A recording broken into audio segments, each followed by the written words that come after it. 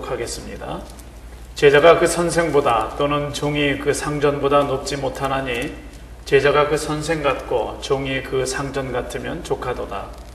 집 주인을 바알세불이라 하였거든 하물며 그 집 사람들이랴.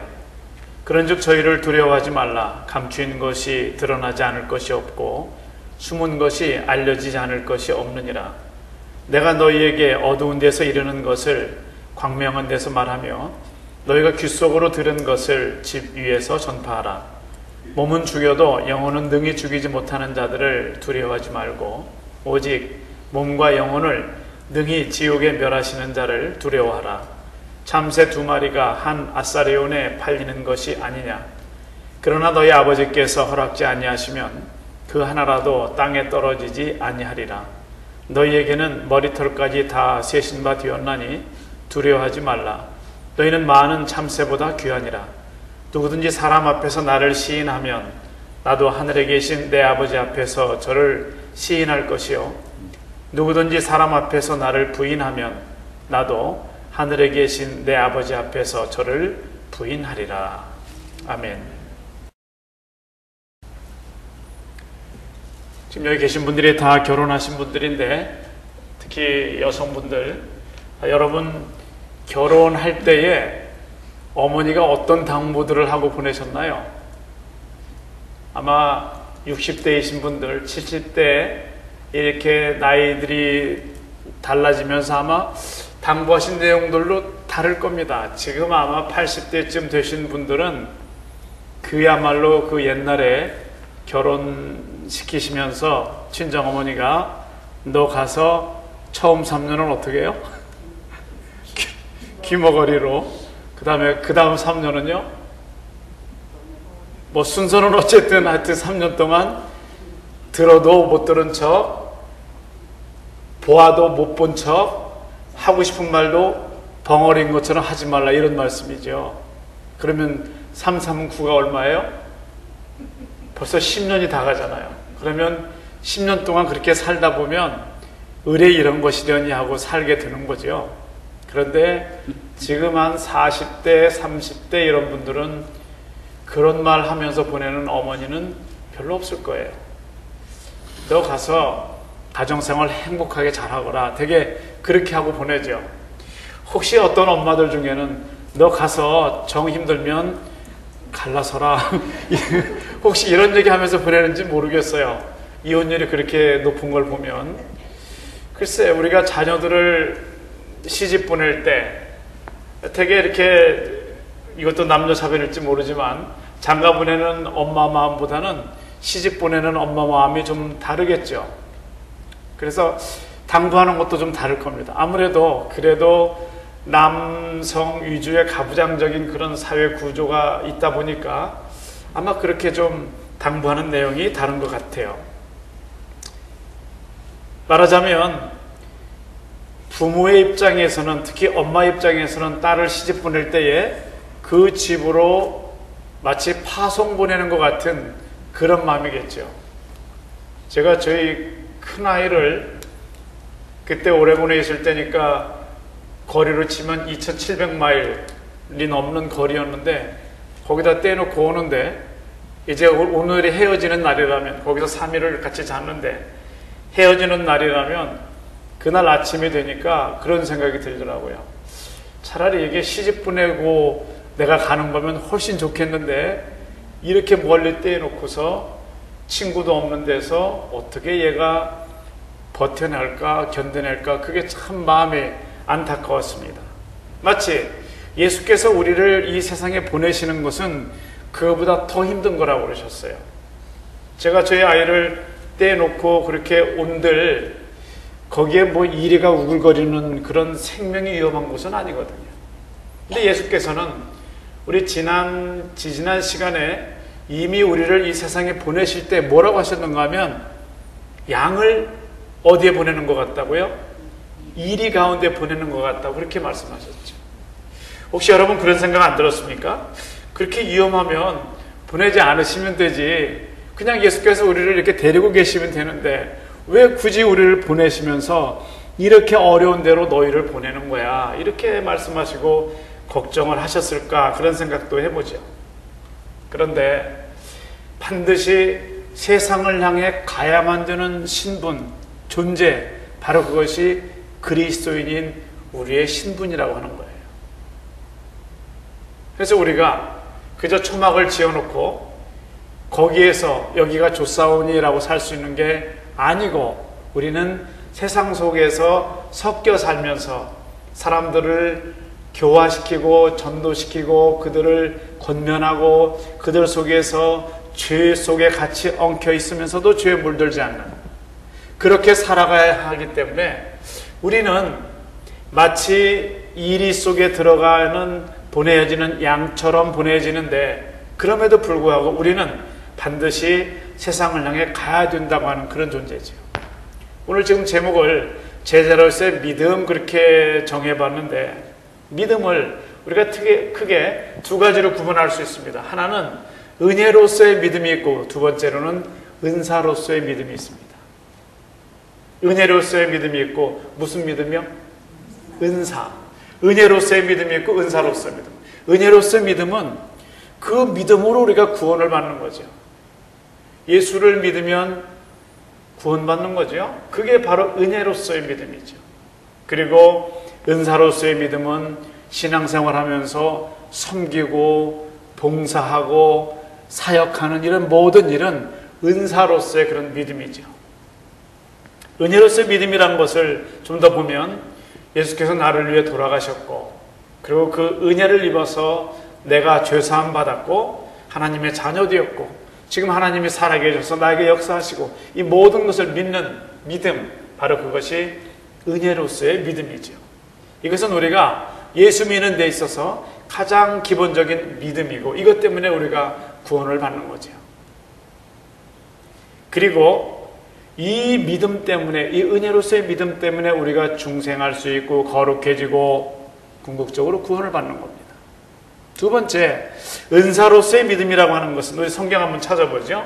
고린도전서 12장 8절부터 10절까지입니다.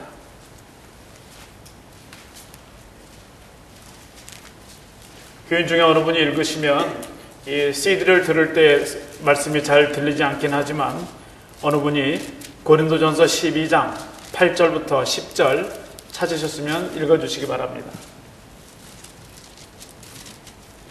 어떤 이에게는 성령으로 말미암아 지혜의 말씀을, 어떤 이에게는 같은 성령을 따라 지식의 말씀을, 다른 이에게는 같은 성령으로 믿음을, 어떤 이에게는 한 성령으로 병 고치는 은사를, 어떤 이에게는 능력 행함을, 어떤 이에게는 예언함을, 어떤 이에게는 영들 분별함을, 다른 이에게는 각종 방언 말함을, 어떤 이에게는 방언들 통역함을 주시나니. 네, 거기까지요. 보게 되면 한 성령으로, 같은 성령으로, 같은 성령으로, 성령은 한 분이거든요. 한 분 하나님, 한 분 예수 그리스도, 한 분 성령님인데, 그 같은 성령으로 인해서 주어지는 은사가 지혜의 말씀, 지식의 말씀, 믿음, 신유, 능력, 예언, 영분별, 방언, 방언통역, 이런 내용들이죠. 이것은, 이 은사로서의 믿음은 구원에 이르는 믿음이 아니고 사역하는 믿음이에요. 일을 할 때 필요한 겁니다. 우리가 등산할 때에 아무리 등산을 오래 기다려오고 준비를 하셨어도 길이 험하고 좀 날카로운 자갈도 있을 수 있고 찌르는 가시도 있을 수 있는 그 길을 걸어가기 위해서 만반의 준비가 다 됐는데 신발이 없이 맨발로 가야 된다면 그거 참 난감한 일이죠. 마치 그런 거예요. 우리가 세상에서 사역하기 위해서 필요한 이러이러한 은사를, 은사로서의 믿음을 우리에게 주시는 거죠. 이 믿음, 우리가 세상을 이길 수 있는 믿음, 바로 이것이 은사로서의 믿음인데, 전도하는 것도 바로 여기에 속해 있는 믿음이죠.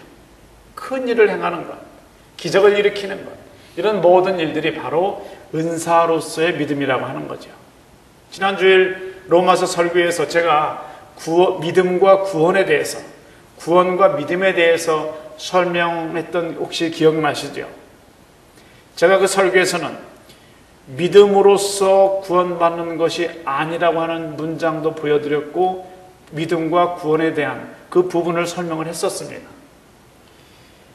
어떤 사람이 중병에 걸렸어요.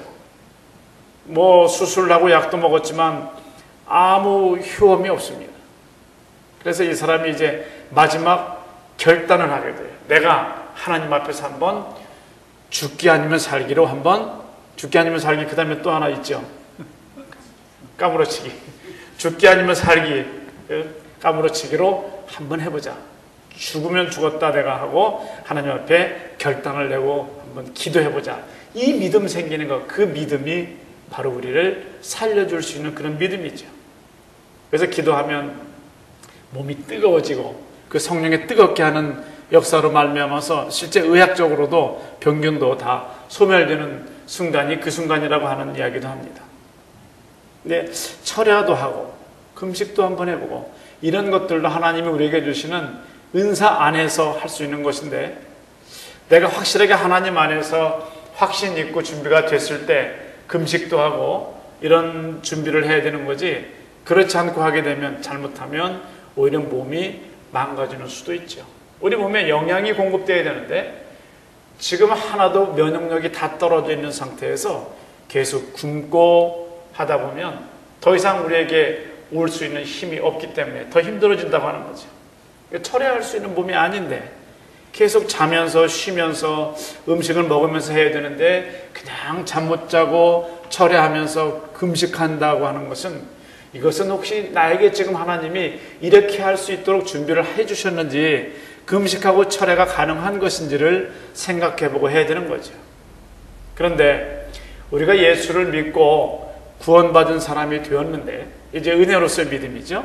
그런데 이제 내가 감당할 수 있는 믿음이 필요한데 바로 이 믿음이 은사적인 믿음이라고 하는 거예요. 그래서 이미 구원받은 백성인 우리에게 우리가 간구해야 될, 찾아야 될 믿음이 있는데 그것은 은사로서의 믿음이죠.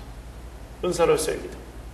그런데 오늘 말씀해 보게 되면 두려워하지 말라는 말씀이 3차례나 나옵니다. Do not afraid. Do not afraid. Fear not. 이렇게 두려워하지 말라는 말씀인데 다 다른 의미를 가지고 있어요. 여러분께 제가 질문해 보겠습니다. 믿음의 반대말이 뭔가요? 믿음. 네? 불신. 예. 믿음이 믿을 신자니까 앞에다가 불자 붙여서 불신. 예. 그것도 답이 되겠죠? 아마 사전적인 의미로는 믿음이니까 반대말은 믿지 않는 것, 불신이 맞겠죠. 그런데 우리가 실제 신앙생활을 하면서 보면 믿음의 반대편에 있는 쪽은 두려움이더라고요. 두려움. 그래서 믿음이 없으면 우리는 두려워지는 거예요. 모든 일이 두려워지죠. 그래서 이 두려움과 믿음은 서로 정반대에 있는 겁니다. 그래서 우리에게 점점 믿음이 약해질 때에 두려움이 쌓이게 되죠. 제자들이 우리 배도 뒤집어지는 거 아니야? 풍랑 속에서 무서워할 때 예수께서 뭐라고 그러셨어요? 왜 두려워하느냐? 왜 너에게 믿음이 없느냐? 그런 말씀을 하셨거든요. 또 무슨 일로 근심하고 정말 그 일이 그렇게 되면 안 되는데 그거 깨지면 어떡하나? 그거 무너지면 어떡하나? 이런 생각을 하는 것도 사실은 불신에서 오는 믿음이 없어질 때죠. 반면에 우리에게 믿음이 생기면 우리에게 나타나는 현상이 있는데 감사하게 되고 힘이 생기고 용기가 생기죠. 그것이 바로 하나님께서 우리에게 주시는 믿음이라고 하는 거예요. 그래서 두려움이라고 하는 것은 불신의 열매죠. 글쎄 믿음과 불신을 서로 반대로 놓을 수 있다면 그렇다면 어차피 믿지 않음의 열매가 두려움이거든요.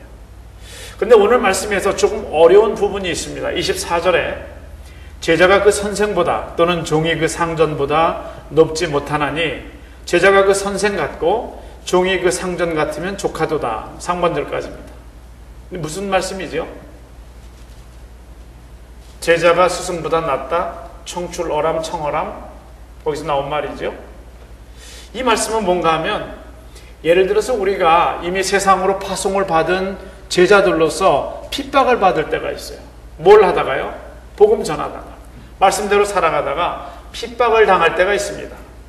그 핍박을 당할 때는 우리의 선생께서 이미 핍박을 당했다는 것을 잊지 말라고 하는 말씀이죠. 내가 십자가 고통을 당한다 할지라도 이미 예수께서, 우리 스승께서, 우리 선생께서 앞서가시면서 그 십자가의 고통을 당하셨다고 하는 그런 말씀이에요. 고통도 나 혼자 당하는 줄 알면 더 힘들고 더 아프죠. 그래서 힘들 때는 같은 어려움에 처한 사람들이 모여 있으면 좋지요. 제가 오레곤에서 사역할 때에 우리 교인 아들이 그때 4학년인데 저는 그 치루라는 것을 병은 알았었는데 그거 치루가 아니고요. 그 다른 병명이었어요. 그래서 이 막 헐고 아주 희귀병 중에 하나였는데 그런데 그 아이가 이제 곧 한국으로 돌아갈 나이였는데 그 어려움 속에서 그 아버지가 제일 먼저 한 일이 뭐냐면 같은 병을 앓고 있는 사람들 동호회를 찾는 것이었어요. 그래서 그걸 찾아보니까 경상도 쪽에 어디에서 이렇게 시작되어 가지고 병이 아니고 그 모임이, 그래서 정기적인 모임을 갖고 이 희귀병을 가지고 있는 사람들의 가족들이 함께 모여서 병 치료에 대해서 설명하고 의논하고 아이디어를 나누고, 그리고 나는 이 병에서 나았다라고 하는 사람이 또 그 다음 모임에 가서 이렇게 자꾸 해가는 걸 보면서 그 뒤로도 한 2년 정도는 서로 한국에 돌아간 뒤에도 서신이 오갔었는데 병이 나았다고 하는 얘기를 들었었죠. 우리가 어려움에 처해 있을 때 이거는 생전 처음 나 혼자 겪는 것이고 세상 모든 사람들이 아닌 나 혼자만 어려움에 빠졌다라고 하면 더 힘든 거죠. 근데 오늘 24절, 25절 상반절의 이 말씀은 나보다 먼저, 나보다 크게 예수께서 그 고통을 이미 당하셨고 그 어려운 길을 걸어가셨다고 하는 그런 말씀이죠. 그런 거 아니에요? 우리 사람들이 되게 어떤 굳이 비교하려고 하진 않아도 나 혼자 못 사는 것 같으면 아주 그냥 마음이 속상하고 좀 언짢은데, 그런데 우리 다 같이 우리 이런 사람들이다 싶으면 그냥 조금 위안이 되죠. 그렇지 않나요? 그렇게 안 돼 보셨나요? 이 고통도 마찬가지예요. 그래서 예수께서는 이미 너희가 당하는 고통에 대해서는 내가 그 고통의 길을 걸어왔기 때문에 너희는 나를 믿고 내 뒤를 따라오라고 하는 말씀이죠. 그 말씀이에요. 어떤 가정 보면 저 정도면 참 괜찮겠다. 참 성공한 분이구나. 남자분이든 여자분이든 또 자녀들도 보면서 저 정도면 참 우리가 저 정도만 됐어도 좋겠는데 라고 이렇게 모델처럼 생각하는 사람들이 있을 수 있어요. 우리 교인 중에도 어느 분을 그렇게 생각할 수 있죠. 그런데 좀 자세히 들여다보면, 내막을 알고 보면 사실은 100% 편안한 가정은 아마 제 생각에 단 한 가정도 없을 겁니다. 무슨 고민이 있어도 있고 무슨 어려움이 있어도 있지 정말 고통도 눈물도 하나도 고통이 없는 사람은 없어요. 고통도 눈물도 한숨도 걱정도 없는 사람이 있는데 그 사람은 누군지 아세요? 누워있는 사람이 이렇게 누워서 아무 의식 없는, 생각 없는, 우리 모두에게 이런 고통이 있는데 다만 그 불행을 내가 어떻게 소화하느냐, 그것이 관건이죠. 그것이 믿음이에요. 그래서 우리가 이 어려움을 믿음을 갖고 이겨나가면서 점점 앞으로 나가면서 그 어려운 파도를 맞으면서 내 신앙이 자라는 것, 그거예요. 우리 이렇게 성전 나가시면 성전 나가서 오른쪽에 예수님 이렇게 그 마스터 키를 잡고 있는 배를 항해하는 그 소년 있잖아요. 그림 한번 잘 보세요. 야, 여기는 굉장히 파도가 심한데야, 너 잠깐만 여기 앉아있어. 여기는 내가 해야 될 것 같아. 그리고 예수께서 잡으신 게 아니에요. 오늘 나가면서 잘 보시면 그 키는 그냥 그 사람이 잡고 있어요. 미숙하더라도 잡고 있고 예수께서 그 뒤에서 가르쳐 주시는 거예요. 저쪽으로 가라, 저기로 가라, 여기서는 이렇게 해라. 그걸 가르쳐 주시는 거예요. 그래서 온몸으로 맞서 싸워야 될 사람은 어차피 우리예요. 그런데 예수께서 우리에게 말씀하시면서 이렇게 저렇게 이겨나갈 수 있는 힘을 주시는 거지요. 그게 믿음이에요. 그래서 우리는 믿음 가지고 살아가다 보면 그저 나가는 길이 그렇게 어렵지 않은 거죠.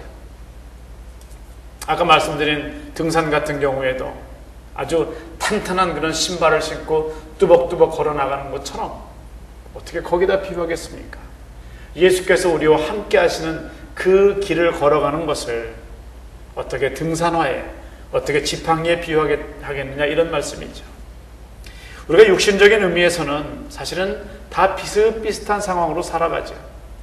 가정주부들을 예로 들면 어떤 사람은 소위 아주 잘 사는 사람이고 어떤 사람은 좀 그렇게 저 사람보다는 좀 경제적으로 어려운 사람이라 할지라도 잘 사는 사람은 글쎄 좀 뭐 가정부를 두고 또 이렇게 청소하는 사람을 두고 내 몸이 좀 편하고, 또 이쪽에 있는 그렇지 않은 사람은 좀 모든 걸 내 힘으로 해야 되는 그 정도의 차이인 것 뿐이지 사실은 대동소이하다고 하는 거죠. 다 그게 그거예요. 다 비슷비슷합니다. 파고 들어가 보면 내면적으로 보면 우리 사는 인생살이는 거의 다 비슷하다고 하는 거죠. 우리가 흔히 하는 말 있잖아요. 뭐 그렇게 살면 뭐 밥 더 먹냐 뭐 이러잖아요. 밥 3끼 먹는 거예요. 다 같이 사는 거예요. 다만 우리가 어떻게 그 부분을 이겨나가느냐. 그래서 이 나가는 이 부분에서 하나님이 우리에게 그 상황을 통해서 주시는 깨닫게 하시는 은혜가 있거든요. 그것이 우리에게 점점 자라게 하는 것인데 그것 통해서 우리가 믿음이 자라는 거예요. 이런 일들을 가지고 기쁨을 가지고 하면 피곤하지 않지만 그저 좌절하는 마음, 실망한 마음, 낙담한 마음 가지고 살다 보면 신세만 한탄하고 살아가다 보면 더 어려워지는 거죠. 이때 이 부분에서 예수께서 하신 말씀이 오늘 25절 하반절 한번 보시죠. 집주인을 바알세불이라 하였거든 하물며 그 집 사람들이랴. 여기서 집주인은 예수 그리스도 자신을 말씀하는 거예요. 예수님을 향해서 바알세불이라고, 바알세불, 바알의 왕자의 Prince of Demon 그런 뜻인데 예수를 향해서 이렇게 욕을 하고 비방하는데 하물며 너희를 향해서, 제자들이죠, 너희들을 향해서 그렇게 욕하는 것이 문제가 되지 않을 테니 그저 나가거라, 이 말씀이에요. 그 말씀이 오늘 예수께서 하신 말씀이죠. 바알세불, The Prince of Demon, 이런 말입니다. Demon. 아주 왕자의 왕자. 거라사 지방에 귀신 들린 사람, 이 사람이 얼마나 기운이 셌는지 몰라요. 여러분 귀신 들린 사람들 보셨나요? 귀신 들린 사람은요 정말 힘이 강하고요. 그리고 평소에 자기 그 몸 전체 힘을 써도 저렇게 못 쓸 텐데 힘도 강하지만 저도 경험해 봤는데 추위도 안 타죠. 그 추운 겨울에도 맨발로도 걸어 다니고 뭐 그야말로 이렇게 좀 제 정신이 아니기 때문에 글쎄 그걸 초능력이라고 할 수도 있겠지만 어쨌든 초능력이죠. 이 거라사 지방에 귀신 들린 이 사람이, 이 아주 힘센 그 사람이 예수 그리스도의 단 한마디 말씀으로 나갔죠. 나가라 할 때 나갔습니다. 그것이 대단한 권세였습니다. 예수님의 권세였죠. 그 예수님의 권세 앞에서 모든 사람들이 무릎을 꿇고 결국 예수 이름을 높였으면서도 결국은 하나님의 영광을 돌린 거죠. 그게 바로 예수께서 하신 사역입니다. 그런데 이런 예수 그리스도의 모습을 보면서 바리새인들이 사실은 하나님의 이름을 높이긴 했는데 예수를 향해서 오늘 제가 봉독해 드리는 이 말씀에 보니까 바알세불이라고, The Prince of Demon, 귀신의 왕자죠. 귀신의 왕자가 아니냐라고 하는 바알세불을 힘입어 내쫓은 것이라고 그렇게 말하고 있어요. 이때 예수께서 하신 말씀이 마가복음 3장 29절에 누구든지 성령을 회방하는 자는 사하심을 영원히 얻지 못하고 영원한 죄에 처하느니라 말씀하셨습니다. 그래서 이런 회방은 예수의 사역을 부정하는 것이 되기 때문에 그래서 예수를 마치 도깨비 들린 사람, 귀신 들린 사람으로 치부하고 마는 거죠. 오늘 집사님 기도하실 때 그렇게 기도하셨어요. 오늘 예배를 방해하는 사탄의 권세를 막아 주옵소서, 이렇게 기도하셨죠. 우리가 하나님을 예배하는 데 있어서 예를 들면 오늘 5월 6일 저녁, 오늘 저녁 하나님 앞에 예배 드리는 데 있어서 우리를 방해하는 사탄의 권세가 어떤 건가요? 사탄의 세력이 어떻게 나타나나요? 우리로 하여금 하나님을 예배하지 못하게 하는 사탄의 세력이, 사탄의 권세가, 그 역할이 우리에게 나타날 수 있는 거죠. 말씀을 계속 듣다가 갑자기 다른 생각 나기도 하죠. 그렇죠? 놓치기도 해요. 그러다가 아까 교회 올 때까지는 괜찮았는데 갑자기 앉으니까 그냥 하루 종일 일하다 보니까 나른해지고, 그리고 곧이어서 찾아오는 것은 눈이 스르르 감기면서 제가 목사님 오늘 자장가를 불러주셔서 참 고맙습니다 그러면서 잠을 자기도 하고요. 아니면 어떤 때는 눈을 뜨고 이렇게 쳐다보고 있는데 머릿속에서는 말씀이 전혀 이해가 되지 않는 거죠. 마치 싱숭생숭해서 뭔가 좀 되지 않는 그런 것들이죠. 제가 새벽기도 오게 되면 대개 한 5시 40분쯤 이렇게 도착을 하는데, 이게 전화기가 가끔 그 시간에 떨릴 때가 있어요. 저는 이제 24시간 진동에다 놓는데, 그럼 궁금해서 이렇게 봐요. 보면 어떤 때는 이메일도 들어오기도 하고, 되게 그때는 이메일이죠. 근데 언젠가부터 제가 더 이상 이메일을 아침에 읽지 않습니다. 좋은 내용이든지 나쁜 내용이든지 말씀 전하기 직전에 불과 한 20분 후면 말씀을 전하게 되는데, 저에게 어떤 영향이 있기 때문에 더 이상 전화기가 떨려도 떨어라, 너는 떨어라 그러고서 놔두는 거죠. 우리가 예배를 드리는데 우리를 방해하는 여러 가지 요소는 얼마든지 우리가 발견할 수 있죠. 그 요소들이 지금도 사탄은 계속해서 여러분이 말씀에 집중하지 못하도록 여러분의 마음을 흔들어 놓는 거죠. 그리고 제가 이렇게 말씀을 전할 때에, 하나님의 말씀이 여러분에 던져질 때에 영적인 눈으로 보면 사탄도 지금 같이 가라지를 여러분 밭에, 마음밭에 뿌리고 있는 거죠. 특히 팔레스틴 지방에서 이 곡식과 가라지가 같이 자라거든요. 신기한 게 거의 추수 때까지도 비슷하게 자라는 거예요. 그러다가 추수 직전이 되면 가라지가 쑥 올라오죠. 더 크지요. 더 튼튼하죠. 비슷해요. 바로 이런 가라지가 처음에는 저것이 진리인지 아닌지 우리가 혼동될 정도에, 그것이 바로 사탄이 하는 일인데, 예수께서 하신 말씀은 귀신을 내쫓는 나를 향해서 바알세불의 힘을 입어서 한다고 비방하는 사람이 있는데, 하물며 너희가 세상에 나가서 내 말씀대로 내 교훈대로 살아가려면 얼마나 힘들겠니? 지금 계속해서 예수께서 바로 이런 상황을 보면서 너희를 보내는 것이 바로 이리 가운데 양을 보내는 것 같다, 이런 말씀이에요. 예수께서는 허물도 없고 죄도 없으셨거든요. 그런데 우리는 허물투성이고 죄악 가운데 태어나서 죄투성이인데, 우리가 받을 그 어려움, 억울한 일, 이것은 사실 별 문제가 되지 않는다고 하는 건데, 이것이 바로 제자가 가져야 될 믿음의 하나입니다. 여러분 이거 캐치하셔야 돼요. 바로 이것이 제자인 바로 우리가 가져야 될 믿음의 하나이죠. 그래서 예수께서는 두려워하지 말고 믿으라고 말씀하신 거예요. 두려워하지 말고 믿으라. 우리가 두려워하지 말 게 뭡니까? 오늘 이 말씀에서 세상의 모든 일이 반드시 드러난다고 하죠. 감추인 것이 하나도 없다고 하죠. 우리가 귓속말로 한 것이 다 드러난다고 하죠. 지금 사실 무슨 닉슨 게이트 때부터 해서 정치인들이 도청한 이야기들, 감청 사역이 들키고 문서가 조작이 된 것이 드러나고, 그런 것만 봐도 나중에 우리가 하늘나라에 갔을 때에 어떻게 될 것인가에 대한 어떤 예표 같은 것들이죠. 그래서 우리의 신앙 속에서 필요한 부분이 있다면 그것은 종말론적인 신앙이에요.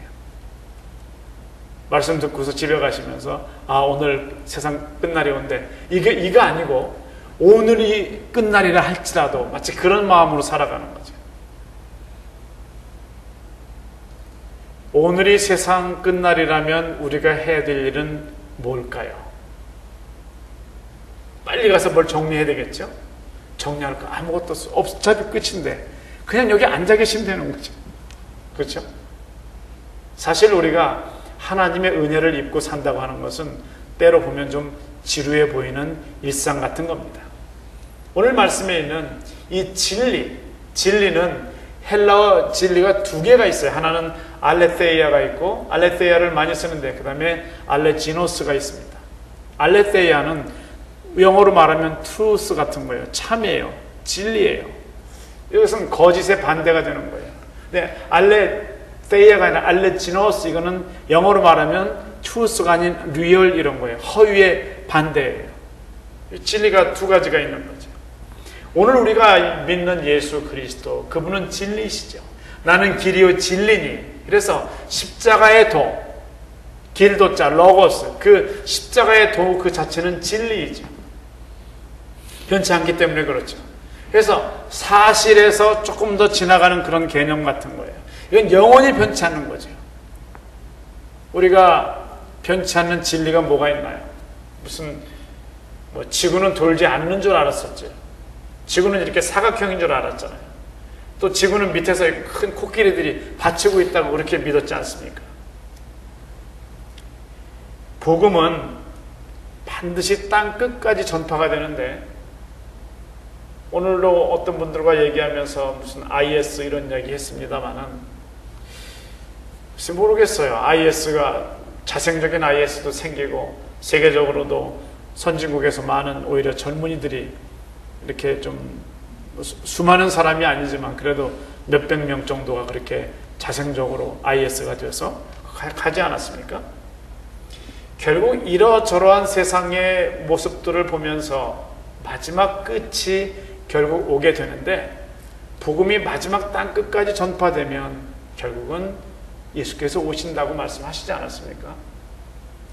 그래서 선교학에서 말할 때도 이 세계 지도를 이렇게 2차원적으로 평면으로 놓고 보면 위에서부터 이렇게 계속 적도가 가운데 있고요. 위에서 아래에서 이렇게 영도로 해서 나눠지지 않습니까?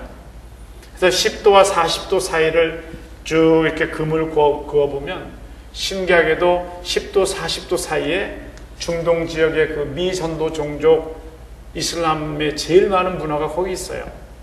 근데 선교에서도 1040 window라고 하죠. 그래서 거기에 집중적으로 이제 우리가 말씀을 전파해야 되지 않는가. 그래서 많은 나라들이, 많은 교회들이 그곳에 선교사들을 보내고 있습니다만은, 거기까지 하나님의 말씀이 전파되면, 그러면 그래도 그게 정말 세상 끝날이 아닐까, 그런 생각. 그리고 오늘 우리가 살아가는 이 땅의 현상들을 보면 정말 혹시 마지막에 온 건 아닐까? 혹시 옐로스톤이 폭발한다는 소리 들으셨나요? 폭발할지도 모른다는 이야기도, 그것도 신문에도 나왔다고 하는데요. 이런 모든 현상들이 이제는 정말 말세 마지막이 아닌가. 온 도처의 지진과 기근과 가난과 재앙과 눈에 보이지 않는 사조들까지 우리에게 이렇게 잠식해 들어오는 걸 보게 되면, 그래서 우리에게는 종말론적인 신앙을 갖는 것은 충분히 지금도 이른 것은 아니죠. 그래서 우리의 신앙은 종말론적인 신앙을 가지고 있어야 됩니다. 지금 만약에 예수께서 오신다 해도 그런 거죠. 제가 한국에서 부목사 할 때에 이렇게 집에 들어갈 때마다, 어떨 때는 신방 끝나고 집에도 못 들리고 이제 가기도 하고 그랬지만, 일단 방을 나설 때는 책상을 이렇게 좀 정리해 놓고 가죠. 그래서 한 번은 설교하면서 제가 책상을 이렇게 정리하는 이유는, 혹시 이게 마지막이 된다면, 그렇다면 내 마지막을 어떻게 사람들이 볼까, 그런 생각도 한 번씩 합니다. 그랬더니 설교 끝나고서 지금 생각하니까, 제가 그때 30대 초반이고 하니까, 저도 30대 초반이 있었네요. 그러니까 지금 생각하니까 하나 정도, 사라 정도 되는 분들이셨는데, 그분들이 목사님 왜 그런 얘기를 해요? 그런 얘기 하면 안 좋아요, 그러시더라고요. 사실 그거 아니에요. 우리는 지금 우리가 하나님께서 살게 하시니까 살아있는 거죠. 그저 하나님이 아직도 더 조금 있다가 이렇게 말씀하셔서 우리는 데이 바이 데이, 하루하루 그저 살아가는 건데, 사실은 아무 기약도 없지 않습니까? 그래서 우리에게는 충분히 종말론적인 신앙이 필요하다라고 하는 거예요. 그래서 복음이 반드시 열매를 맺게 되는데, 이것이 하나님의 섭리거든요. 왜냐하면 복음 자체에 생명력이 있기 때문에 그렇습니다. 그래서 사명자의 믿음 가운데서 가장 중요한 부분이 섭리적인 신앙이에요. 섭리적인 믿음. 이 모든 것이 하나님의 섭리 가운데 있다라고 믿는 그 믿음이 필요한 거죠. 인도에 선교사로 나가서 사역하는 선교사가 10년을 일을 했는데 10년 동안 일을 했는데 세상에 단 한 사람도 교인을 못 만든 거예요. 인도에서 사역을 하는데 선교비도 많이 썼고 고아원도 짓고 병원 사역도 구제도 많이 했지만 그런데 정작 교인은 얻을 수 없었어요. 10년쯤 됐을 때에 선교사가 이제 기도합니다. 하나님, 정말 저는 이제 힘 다 빠졌습니다. 교인이 한 사람도 없습니다. 하나님 이제 알아서 하십시오. 전 못하겠습니다. 그렇게 하나님께 기도를 했어요. 그리고 이제 나가서 운전하다가 집차하고 부딪혀가지고 사고가 났어요. 그래서 그분의 그 두 다리가 다 부러졌어요. 병원에 누워서 이렇게 생각을 하는데 어차피 나는 하나님께 오늘 기도했는데 이제 하나님 거예요. 하나님이 알아서 다 하세요. 저는 이제 손 들었습니다. 라고 하니까 오히려 마음이 편해졌어요. 다리가 부러지고 병상에 누워있는데 얼굴이 마음이 편하니까 얼굴이 어떻습니까? 얼굴도 평화스럽죠. 한 사람이 또 환자가 들어왔어요. 그런데 양 다리가 다 부러져서 이렇게 있는 사람이 보니까 얼굴이 아주 천사 같거든요. 당시 도대체 어떻게 그렇게 마음이 편할 수 있습니까? 제가 사실은 선교사인데요. 근데 제가 여기 와서 10년 동안 사역을 했거든요. 단 한 명도 제가 교인을 못 만들었어요. 그래서 하나님께 다 맡겨버렸어요. 그리고 마음이 편안해졌는데 너무 편해서 그런지 사고가 나버려서 이렇게 누워있는데 어쨌든 마음은 편해요. 그랬거든요. 그랬더니 그 사람 하는 얘기가 예수 믿으면 그렇게 편안해집니까? 정말 편해집니까? 그리고 거기서 예수 믿기로 작정하고 세례받고 교인이 됐어요. 10년 만에 첫 교인 1호가 그렇게 해서 탄생했다는 이야기예요. 내 뜻대로 되는 일은 없습니다. 그리고 내 계획대로 되는 일이 없어요. 모든 일이 다 그렇죠. 철저하게 계획을 세우고 방책을 세워서 파이낸스도 세워놓고 무슨 여러 가지 팀을 구성하고 해보지만 하나님께서 그 길을 열어주시지 않으면 그 길이 완전히 열리지 않는 것을 여러분 아시지 않습니까? 그래서 우리가 살아가면서 내 뜻대로 되는 일이 별로 없구나. 그러다가 조금 더 나이가 들어가면 내 뜻대로 되는 일이 하나도 없구나. 그걸 깨달으면 인생을 깨닫는 것이 아닌가 그런 생각도 하게 됩니다. 그것이 섭리적인 신앙이에요. 모든 것이 하나님의 섭리 안에 있다라고 믿는 거예요. 이것은 절대로 캐서라시에라 신앙하고 생각하고는 다른 거예요. 근본적으로 다른 겁니다. 선교사가 하나님 이제 하나님 알아서 하십시오라고 하면서 선교를 다 그만두겠다는 얘기가 아니잖아요. 그분께 주도권을 드리는 거예요. 그분을 모셔오는 거예요. 자기 선교의 현장에 모셔오는 거죠. 여러분의 삶의 자리에 바로 하나님을 초청하는 것, 그것이 제자로서의 믿음이에요. 하나님이 하시게 하는 거예요. 그래서 우리에게 세상을 나갈 때 무엇을 두려워하지 말라는 말씀인가 하면 오늘 28절에 몸은 죽여도 영혼은 능히 죽이지 못하는 그런 사람들을 두려워하지 말고 오직 몸과 영혼을 능히 지옥에 멸하시는 자, 바로 이분을 두려워하라고 하는 말씀이에요. 그래서 세상은 결코 두려워할 대상이 아닌 거예요. 그래서 오늘 마지막 말씀에 32절 33절에서 누구든지 사람 앞에 나를 시인하면 나도 아버지 앞에서 저를 시인하고 누구든지 나를 부인하면 사람 앞에 부인하면 나도 하늘 아버지 앞에서 저를 부인하리라 말씀하는 거예요. 겉으로 믿는 척 하지 말라고 하는 거예요. 별거 아닌 것 같은데 식당에서 가끔 이렇게 좀 기도하는 분들 보죠. 어떤 분들은 아주 그냥 간절히 기도도 하고요. 한 분은 제가 또 이게 며칠서 같이 식사를 하는데 제가 기도하고 눈을 떠보니까 어떤 분이 옆에 서 있어요. 처음 보는 분인데. 그러더니 우리가 아멘 하니까 에이멘 그래요. 그래서 너 기도 다 알아들었니? 그러니까 그건 아닌데 기도하는데 내가 같이 서서 나도 같이 아멘 했다고 하더라고요. 저는 우리가 식사 기도하는 것 하나만 해도 그 별거 아닌 것 같은데 그 기도하는 모습 속에서 혹시 압니까? 예수를 떠났던 사람이 교회를 떠났던 사람이 그 모습 보고 감동으로 돌아오게 될지 압니까? 그 말은 우리의 모든 부분이 믿는 사람으로서의 그 모습이 필요하다고 하는 거죠. 바로 그것이 사람 앞에서 나를 인정하면 그거예요. 여러분 많이 들어보셨던 서머나 감독 폴리캅 이야기입니다. 폴리캅이 나이 80이 넘었는데 예수를 너 부인할 거야, 믿을 거야. 너 계속 예수를 믿는다고 하면 우리가 죽일 거고 예수를 부인하면 살려주겠다라고 하는 그런 상황이에요. 그런데 지방 장관이 보니까 폴리캅은 서머나 감독이었거든요. 존경받을 만한 아주 신앙이 좋은 그런 노인인데 참 법대로 하자니 참 미안하거든요. 그래서 그에게 살짝 얘기를 했습니다. 폴리캅에게. 내가 당신을 정말 생각해서 하는 말인데 사람들에게 내가 말하지 않을 테니까 그냥 나에게 귓속말로라도 내가 예수를 부인한다고 한마디만 하면 내가 당신을 석방할 텐데 내가 실제로 당신을 석방하고 싶은 마음이 있다라고 말을 했어요.